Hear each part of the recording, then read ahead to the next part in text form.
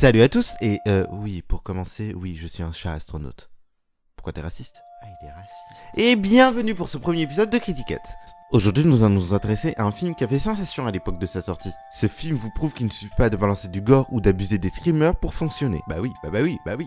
The Ring, ou en French Engage, Le Cercle, a fait très peur, est un film d'horreur méca japonais, sorti en 2002 et réalisé par Gore Verbinski, connu notamment pour les 3 premiers Pirates des Caraïbes. Bon, moi j'ai pas vu, mais c'est connu, hein, voilà. Il s'agit en réalité d'un remake d'un film japonais, Ringu, réalisé par Hideo Nataka, sorti en 1998. Alors sans avoir véritablement vu le film, tout le monde connaît d'une façon ou d'une autre cette mystérieuse fille aux longs cheveux noirs avec cette sorte de robe d'hôpital psychiatrique tout en blanc, ou ce fameux devenu emblématique du film The Ring. Mais bon, pour les quelques incultes de cette planète. Tout commence avec la mort d'une adolescente ayant, d'après elle, regardé une vidéo maudite qui tue quiconque la regarde 7 jours plus tard.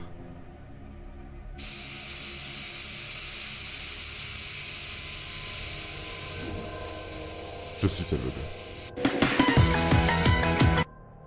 C'est donc dans ces circonstances assez particulières que sa tante Rachel, une journaliste, décide d'enquêter sur cette étrange mort en regardant la cassette à son tour, mettant sa vie et celle de son fils en danger. Je vois des gens qui sont morts.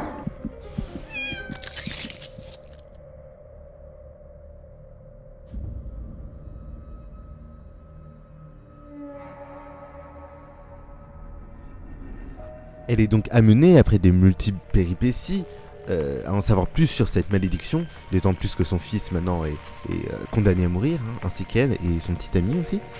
Elle décide donc de continuer ses recherches et d'en savoir plus sur cette cassette maudite, ses origines, du moins les origines de celle qui la possède, hein, la Samara Morgan, et savoir surtout pourquoi elle veut les tuer, parce que c'est quand même un peu important. Donc voilà.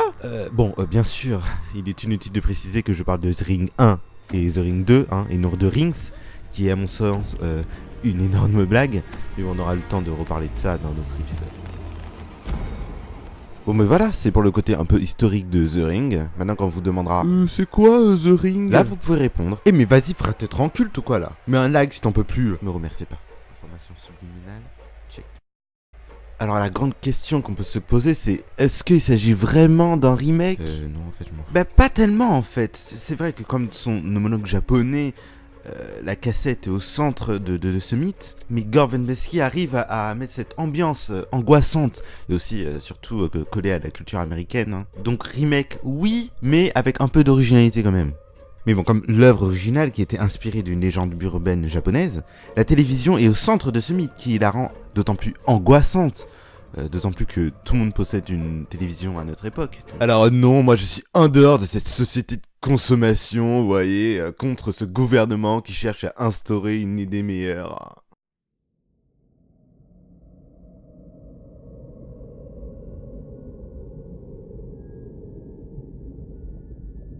Alors la Samara Morgan, bien sûr, c'est un personnage très emblématique des films d'horreur, au même titre que Freddy, Chucky ou encore plus récemment Annabelle. De toute façon, on va pas se mentir, les cheveux, ça fait flipper. D'ailleurs, c'est par de ça, regardez The Grudge, hein, bon, l'histoire n'est pas ouf, mais le personnage est vraiment génial.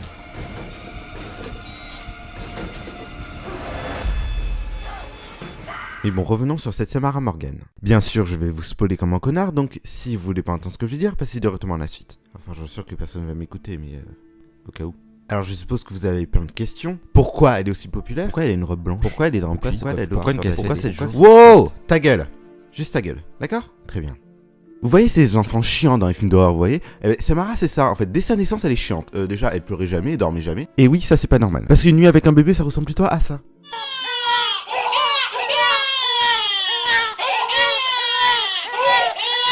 Je le sais, j'en ai 35. Ah oui, et aussi, petit détail, sa mère est vierge. Donc bon, moi, j'aurais déjà tué cet enfant. D'ailleurs, c'est ce qu'elle a essayé de faire en tentant de noyer Samara dans une rivière. Sans succès, bien sûr. Bon, plus sérieusement, elle s'est justifiée en disant que c'est son bébé qui lui avait ordonné. Bien sûr, on l'a pris pour une folle, donc on a pris son bébé et on l'a mis à l'adoption. Et c'est là que les ennuis commencent. Quelques années après, elle fut adoptée par Anna et Richard Morgan, des propriétaires d'un ranch de chevaux. Malheureusement pour Anna... Cette adoption était la dernière chose qu'elle aurait voulu. Anna a commencé à perdre la tête à cause des visions d'horreur que Samara lui envoyait dans son esprit. Exaspérée, elle a décidé de mettre Samara dans un hôpital psychiatrique. Durant son séjour, on a découvert qu'elle avait une capacité assez étrange appelée thermogravure projetée. Thermo quoi? Oui, déjà tu te calmes. Alors en gros, c'est la capacité de brûler psychiquement des images sur des surfaces ou dans les esprits des gens, voilà. Donc, tu vois le truc? C'est chiant quoi. Ses parents adoptifs ont donc décidé de la faire revenir à la grange. Mais malheureusement pour eux, ça ne change rien. Nuit après nuit, Anna avait toujours ces mêmes visions d'horreur. Et comme si ça ne suffisait pas, les cheveux avaient peur d'elle et se suicidaient. À bout de nerfs, Anna a décidé de la tuer en la jetant au fond d'un puits. Et bien enfin. Mais elle n'est pas morte tout de suite, il a fallu 7 jours afin qu'elle se noie d'épuisement. Oh mon dieu, 7 jours. Attends, c'est pas fini. Le seule lumière qu'elle voyait était le cercle que formait le couvert du puits. Oh mon dieu, mais tout est lié. Mais c'est pas fini. Il s'avère que l'esprit de Samara était encore vivant et voulait se venger. Quelques années plus tard, une cabane fut construite sur ce puits. Ouais, tu peux pas comprendre, c'est le scénario quoi. C'est alors que pendant une nuit, des jeunes ont voulu enregistrer un match de foot sur une cassette, dans un magnétoscope, que Samara a profité d'utiliser son don de thermogravure projetée pour y mettre des fragments de vidéos maudites qui tuent quiconque la regarde 7 jours plus tard. Oh mon dieu, mais tout est lié. Oui. De plus, le fait que les protagonistes ne contrôlent presque rien en fait dans leurs actions nous rappelle quand même un petit peu les destinations finales, qui montrent que malgré tous les efforts des personnages, c'est la mort quand même qui tire les ficelles.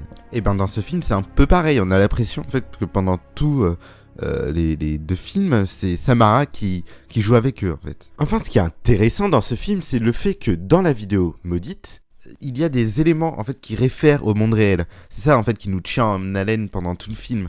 Parce que ces petits éléments à première vue incompréhensibles se mettent en fait sur la route de Rachel. En fait ça fait une sorte de double poursuite. Il y a Samara qui poursuit Rachel parce qu'elle a regardé la vidéo, et Rachel qui court après son destin voulant sauver sa vie et celle de son entourage. Alors comme point positif que je pourrais donner à ce film, c'est qu'il accroche du début à la fin, mêlant enquête et horreur. Avec un décor très angoissant, des couleurs très crues, je trouve ce film très particulier, dans le bon sens du terme.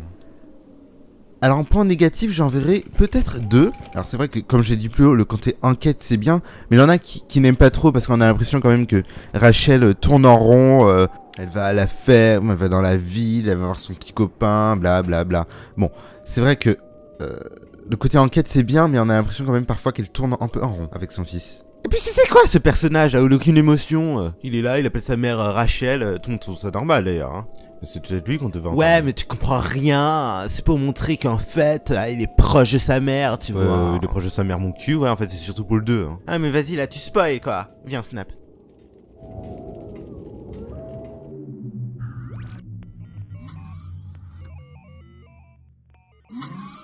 Alors au final, est-ce que je vous conseille ce film? Alors évidemment, oui. C'est bon, j'irai pas juste à dire que c'est un film culte, mais quand même, c'est un film d'horreur. Si vous aimez les films d'horreur, je vous le conseille vraiment. On arrive déjà à la fin de l'épisode. J'espère que ça vous a plu et que si vous aimez cette vidéo, mettez un like. Bon, d'accord, c'est un peu bizarre à dire, mais voilà. Vraiment, n'hésitez pas à commenter pour dire ce que vous en pensez. Et je vous dis à bientôt pour un nouveau Critiquette.